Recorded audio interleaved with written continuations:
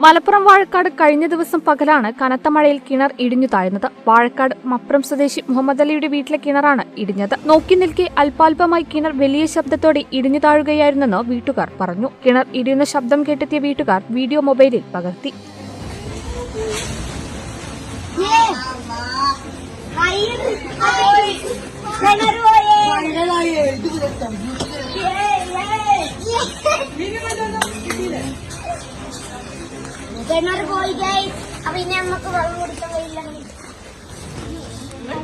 രാവിലെ എഴുന്നേറ്റ് motor on ചെയ്തെങ്കിലും ഏറെ നേരം കഴിഞ്ഞിട്ടും വെള്ളം എത്തിയില്ല. തുടർന്ന് പോയി നോക്കിയപ്പോൾ കിണറ്റിലെ വെള്ളം കലങ്ങിക്കിടക്കുകയായിരുന്നു. പിന്നീട് എന്തോ ശബ്ദം കേട്ട് വീണ്ടും നോക്കിയപ്പോഴാണ് കിണർ അല്പാൽപമായി ഇടിഞ്ഞ് പിന്നീട് വലിയ ശബ്ദത്തോടെ ഭൂമിക്കടിയിലേക്ക് ആൾമറ സഹിതം താഴ്ന്നു പോയതെന്ന് വീട്ടുകാർ പറഞ്ഞു. കേരള വിഷൻ കൊണ്ടോട്ടി.